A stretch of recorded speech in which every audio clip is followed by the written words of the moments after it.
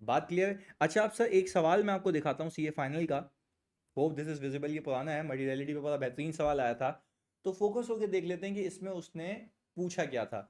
मैं सवाल में आऊँ तो वो कहता है determine the materiality for the financial statements as a whole, यानी वो किसकी बात कर रहा है? सर प्लानिंग मटेरियलिटी की बात कर रहा है, परफॉर्मेंस की बात नहीं कर रहा।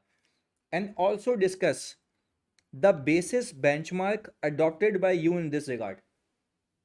बेसिस या बेंचमार्क कौन सा लिया आपने, अब बात समझिएगा, वो डॉक्यूमेंटेशन नहीं बोल रहा है टेक्निकली, आए देखते हैं। उसने कहा your firm has been appointed as auditor of Lucrative Industry Limited are listed company. Sir पहले तो ये देख लें लिस्टेड कंपनी है। For the year ended 31 March 2015 LILFS for 5 years depict the following. उसने आपको कुछ जजमेंट के लिए दिया हुआ है। अच्छा खैर, सेल्स दी हुई है, प्रॉफिट बिफोर टैक्स दिया हुआ है, प्रॉफिट आफ्टर टैक्स दिया हुआ है, टोटल एसेट्स दिए हुए हैं। अच्छा अब मुझे ये देखना है, एक तो लिस्टेड कंपनी है और आप देखें हिस्ट्री इसकी, ये प्रॉफिटेबल है, ये प्रॉफिटेबल एंटिटी है।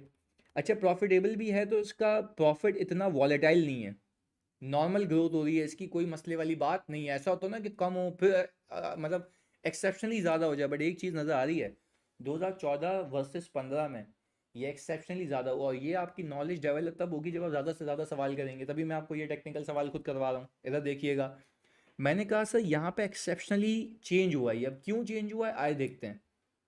तो वो वाला कॉन्सेप्ट याद है कि अगर आपके पास कोई एबनॉर्मेलिटीज़ होंगी प्रॉफिट के अंदर तो you need to consider it to in order to make your profit normal, normalize करना होगा आपको प्रॉफिट को। सुनिएगा फोकस के साथ। रेवेन्यू फ्रॉम एक्सपोर्ट्स है, लोकल सप्लाईज है, cost of sales and admin expenses है, gain on sale of office building है। अच्छा तो आप ज़रा फर्क देखें, लास्ट ईयर के पीएनएल में ये 901 मिलियन नहीं है, मतलब सही ये वन ऑफ गेन है ना। Gain on sale of building तो वन ऑफ गेन है, अगर आप इसको इंक्लूड करके मटीरियलिटी निकाल लेंगे वो तो ज़्यादा आएगी, और आपके पास जो परफॉर्मेंस मटीरियलिटी आएगी वो भी ज़्यादा आएगी। तो जो परफॉर्मेंस मटीरियलिटी ज़्यादा आएगी तो आपके पास जो इंडिविजुअल हेड के अंदर टेस्ट करने के लिए चीज़ें होंगी वो फिर कम से कम होंगी, क्योंकि आप बोलोगे इससे ऊपर की जो चीज़ें, जैसी बात है ज़्यादा अमाउंट आएगी तो उससे ज़्यादा की प्रोबेबिलिटी कम होती है ना, हायर अमाउंट वाली सिंगल अमाउंट हायर होगी प्रोबेबिलिटी क्या होती है, कम होती है। तो ऐसा नहीं हो कि अल्टीमेटली आप चीज़ों को चेक कम करें। तो रिस्क ऑफ अनडिटेक्टेड, मेरी बात समझिएगा, risk of undetected miss statement ज़्यादा हो जाएगा। रिस्क ज़्यादा हो जाएगा ना कि हो सकता है कुछ डिटेक्ट ना हो, क्योंकि मैं फिर ज़्यादा चीज़ों पे सैम्पलिंग कर रहा।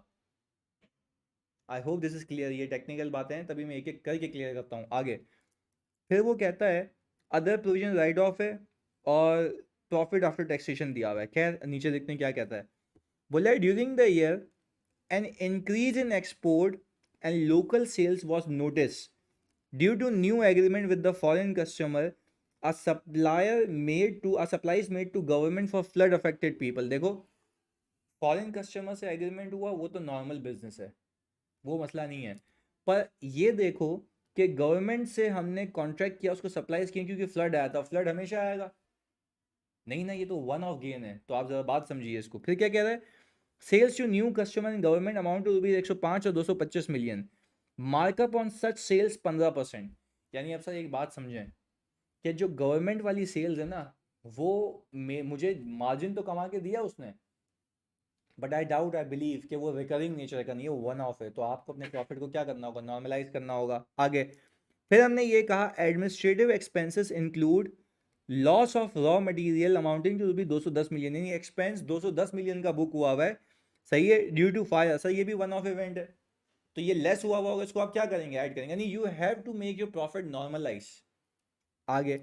During the year the head office of the company was shifted to a new premises and the old building was sold for rupees 1.2 billion. तो सर ये इसका गेन आ रहा है, बिलियन सॉरी। तो सर आए देखते हैं इसके सोल्यूशन में इसने क्या लिखा था। हमने कहा discussion on the benchmark adopted in the above calculation, profit before tax often forms the basis for calculating planning materiality unless it is significantly volatile. मैंने भी यही बात की, वही अंग्रेजी लिख दो कि profit before tax has been selected as the appropriate benchmark unless unless it is significantly volatile, but this is not the case here in this question। पहली चीज पिक की। अच्छा अब आगे देखो क्या कहता है, circumstances that give rise to an exceptional decrease or increase in such profits may lead the auditor to conclude that the materiality for the FS as the whole is more appropriately determined using a normalized profit before tax. यानी circumstances जो हैं सही है जो कि rise देते हैं exceptional decrease या इंक्रीज इन प्रॉफिट्स को, वो हमें मजबूर करते हैं ऑडिटर को कि वो मटीरियलिटी उस बेंचमार्क पे कैलकुलेट करे जो कि नॉर्मलाइज्ड हो. आगे, from continuing operations, figures based on past results, therefore following items are excluded to arrive at the normalized profits: sales to government, loss due to raw material and gain on sale of building. फिर वो कह रहा है further increase in sale due to new agreement is part of normal operations, therefore it is not excluded. देखो, ये जब हम audit भी कर रहे होते हैं ना, ये सारी चीज़ हम लिखते हैं कि भाई हमने ये बेसिस लिए हैं. क्यों? कल को चैलेंज नहीं हो जाओ तुम कि तुमने ये क्यों नहीं किया, तो तुम उसको लिखो ना कि भाई किस बिना पे बेसिस सबूत किया तुम्हारे पास कि तुमने ये मटेरियलिटी सेलेक्ट की है, कि एक इंडिपेंडेंट थर्ड पार्टी आके रीड करे तो उसको बात समझ आए. और sir, determining a percentage to be applied to chosen benchmark involves exercise of professional judgment, as either means to be suggest the rate of 5% of profit before tax, therefore it is used. और simple आपके 10 number हाथ में आ गए.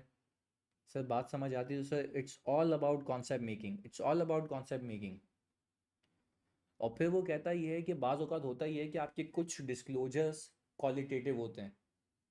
Qualitative disclosure कैसे? वो तो आपके लिए मटेरियल हमेशा ही होंगे. लेट्स से मैंने आपको अगेन अगेन एग्जांपल दी है कि भाई अगर material uncertainty relating to going concern है तो उसका डिस्क्लोजर लाजमी आना चाहिए. वो मटेरियल है, एक सिग्निफिकेंट इस साल एक्विजिशन हुई है सब्सिडरी की, उसके रिलेटेड डिस्क्लोजर सिग्निफिकेंट है, मटेरियल है, तो वो कहलाते हैं qualitative disclosures. I hope this is clear. Sir materiality का चैप्टर यहाँ ख़त्म होता है. ये PDF मैं आपको दे देता हूँ सर. जज़ाकल्लाह.